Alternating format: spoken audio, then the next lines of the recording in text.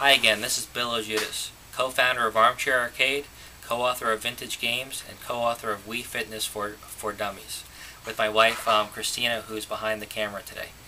This is actually my third attempt at this video. The first time the file got corrupted, the second time my daughter was yelling from the top of the stairs, so third time's the charm. This is actually a response to Matt Chat 29 on Wizardry. Now, most people are familiar with the boxed version of a Wizardry, with the iconic art on the back. It's in black and white, complete with screenshot. Now you obviously don't lose much by not having a screenshot in color, as really only the monster encounters featured any type of color or visuals of interest. Now inside a typical box was obviously the double-sided disc. A notice that you have to use a backup disc. You have to create a scenario disc. You cannot actually play off of these discs properly.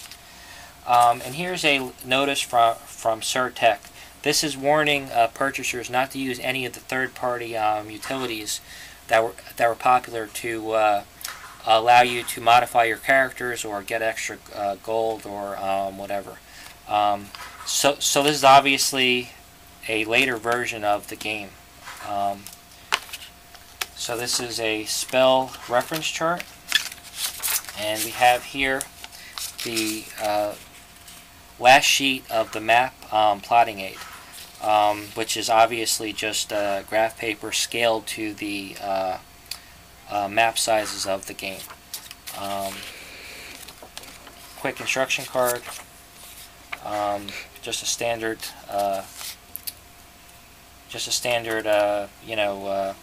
clean your disk drives, keep your disks on order, etc. And here's a very, very thick instruction booklet. It really wasn't a very complicated game, but it's a little intimidating for first-time players. What you see here is the game's sequel. Now, this type of cardboard packaging was actually how the first two games originally came. I don't believe that the third game came in this standard Ziploc style packaging that was prevalent in the late 70s and very early 80s. Obviously they moved to the boxed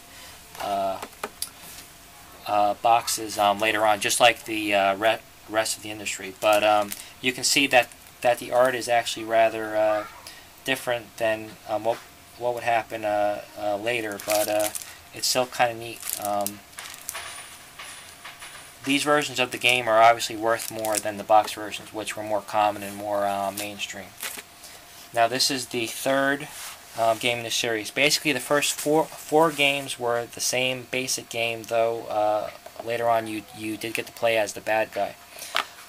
Starting with the fifth game, started to radically change the series, and that's when it standardized basically on the PC from that point forward, though there were still 8-bit versions.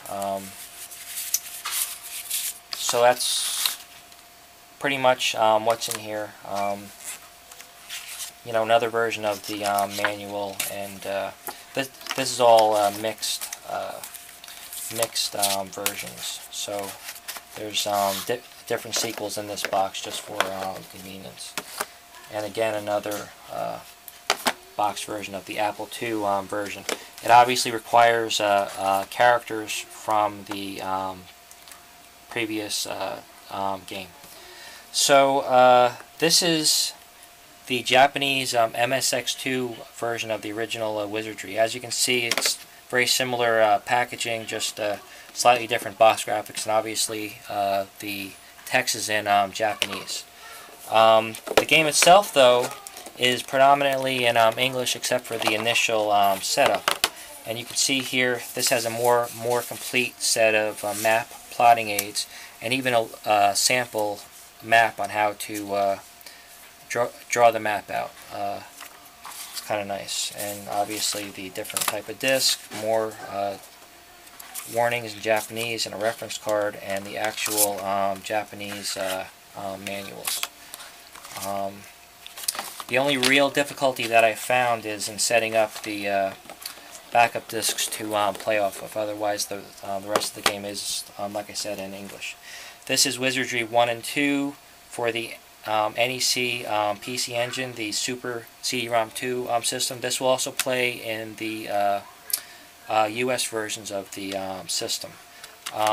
This features the enhanced graphics and sound, similar to the MSX2 version, and of course the NES version, which I don't have. I thought that I did, but I don't. And this is just an example. This is Wizardry Gold in this package of RPGs. The Wizardry series games have appeared on a wide range of platforms, wide range of territories. They've proved very, very popular. Now, once again, to indicate the series' popularity in Japan, this is a relatively modern-day version of Wizardry. This is Wizardry Tale of the Forsaken Land for the PlayStation 2. This came out, let's see, what's the date on this? This came out roughly in 2001. It's a little bit different, but you know, than the classic Wizardry style. But like I said, anyway, the later games did have a very different style and feel, and they started to incorporate more of the advances in story and interaction that other RPGs enjoyed. And finally, we have on the Nintendo DS the Dark Spire. Now, this is as close to the original style of a Wizardry as you can get on a modern platform. This is a great deal.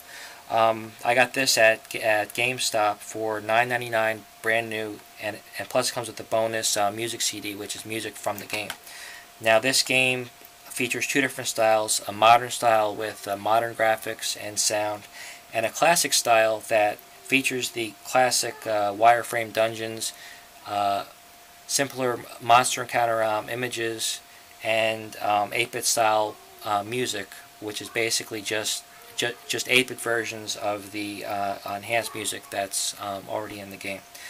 This is very, very difficult. I'm over 5 hours I'm into the game, and I still have just basically low-level characters, and I'm puttering around the first level of the tower. If you want a modern-day Wizardry, this is basically your best bet. So, that'll do it. Once again, I'm Bill Loguidice, and thank you for watching.